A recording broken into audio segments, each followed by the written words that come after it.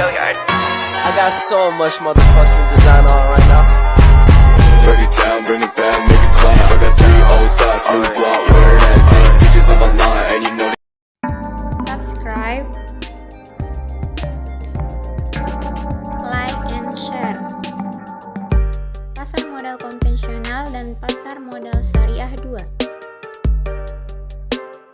A. Variabel pembentuk pasar modal. Variabel pembentuk pasar modal merupakan suatu hal-hal yang menjadi sumber utama terbentuknya pasar modal itu sendiri. Ada beberapa variabel yang menjadi dasar terbentuknya pasar modal, yaitu 1. Pelaku pasar modal merupakan pemain utama dan berperan dalam proses transaksi. Yang kedua, instrumen pasar modal, di mana ini merupakan hal-hal yang sering diperjualbelikan di pasar modal.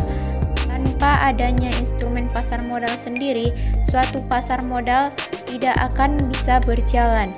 B. Jenis pasar modal dan mekanisme transaksi. Yang pertama, pasar perdana, yaitu penawaran saham pertama kali dari emiten kepada para pemodal selama waktu yang ditetapkan oleh pihak penerbit, sebelum saham tersebut diperdagangkan di pasar sekunder.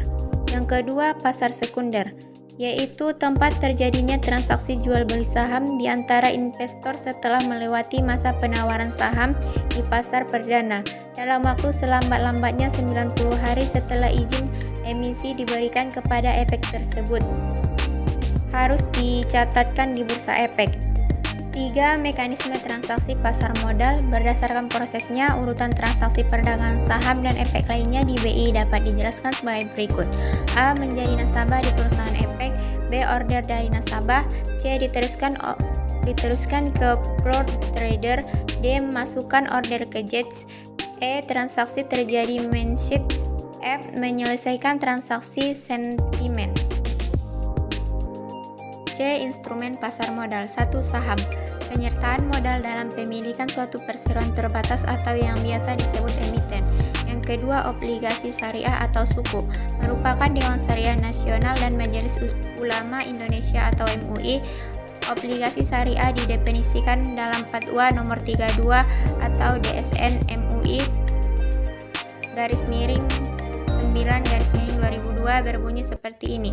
Surat-surat berharga jangka panjang yang diterbitkan oleh penerbit kepada pemegang obligasi syariah berdasarkan prinsip syariah yang mewajibkan emiten untuk membayar kembali dana obligasi pada saat jatuh tempo dan membayar pendapatan kepada pemegang obligasi syariah dalam bentuk imbal hasil, margin, atau biaya.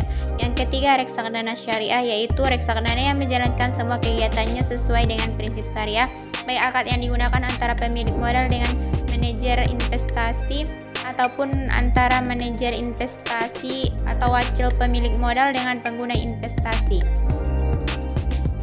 D. Dasar hukum pasar modal.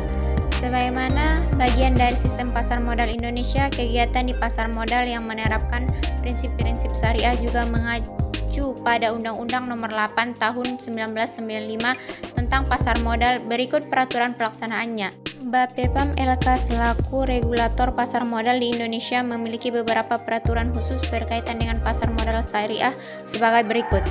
1. Peraturan Nomor 2 K1 tentang kriteria dan penerbitan daftar efek syariah. Yang kedua, Peraturan Nomor 9A 13 tentang penerbitan efek syariah. Yang ketiga, Peraturan Nomor 9A 14 tentang akad-akad yang digunakan dalam penerbitan efek syariah.